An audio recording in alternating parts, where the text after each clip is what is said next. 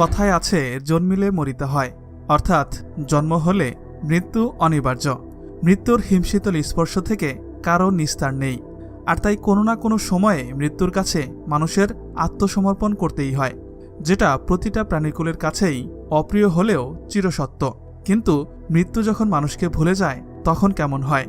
বলছি পৃথিবীর প্রবীণতম মানুষ জাপানের কানে তানাকার কথা, যিনি 2022 সালের 2 জানুয়ারি পৃথিবীর সবচেয়ে প্রবীণতম জীবিত মানুষ নির্বাচিত হয়েছেন।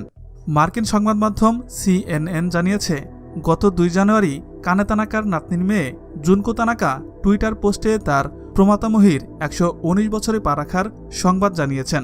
সেই হিসেবে কানে তানাকা পৃথিবীর প্রবীণতম জীবিত নারী। জুনকো তানাক টুইটারে লিখেন, বিশাল প্রাপ্তি আমাদের যে কানে তানাকা 119 বছরে পৌঁছেছেন। আশা করি তিনি আনন্দের সঙ্গে জীবন কাটাবেন। বিশ্ববিখ্যাত সফট ড্রিঙ্ক তৈরি করা প্রতিষ্ঠান কোকাকোলা কোম্পানি কানে তানাকার জন্য উপহার হিসেবে জন্মদিনে কোকাকোলার বোতল পাঠিয়েছিল, আর বোতলের গায়ে কানে তানাকার নাম ও বয়স উল্লেখ করা হয়েছিল। কানে তানাকা 2 জানুয়ারি 1903 সালে জাপানের একটি গ্রামে জন্মগ্রহণ করেন, আর ওই বছরই বিশ্বে প্রথমবারের জন্য বিমান উড়িয়েছিলেন রাইট ভ্রাতৃদ্বয়। আর তার জন্ম তারিখ অনুযায়ী তার বয়স এখন 119 বছর পার হয়ে গেছে। কানে তানাকার 1922 সালে 19 বছর বয়সে একজন চালের দোকানদারের সাথে বিয়ে হয়েছিল। বিয়ের পরেই একে একে 5 সন্তানের মা হয়েছিলেন কানে তানাকা।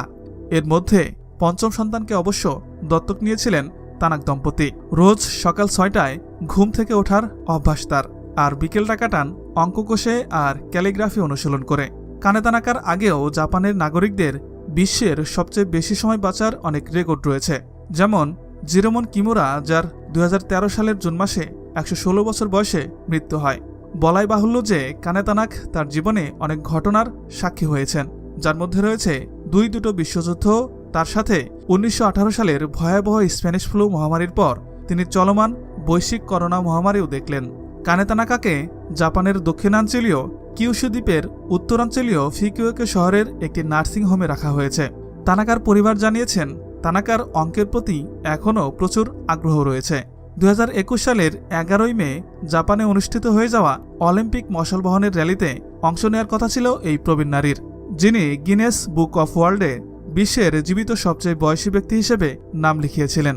কিন্তু কানে তানাকার সেই স্বপ্ন কেড়ে নিয়েছিল বৈশ্বিক করোনা মহামারী। সারা পৃথিবী তার খাবার তালিকা জানতে চায়, কিন্তু তার পরিবার জানায় তানাকা খুবই স্বাভাবিক খাবার খেয়ে থাকেন, যার মধ্যে রয়েছে ভাত, মাছ এবং স্যুপ। তার সাথে সারাদিন তিনি প্রচুর পরিমাণে বিশুদ্ধ পানি পান করে থাকেন, কিন্তু তানাকা বেশিরভাগ ভেজিটেরিয়ান ফুড খেয়ে থাকেন।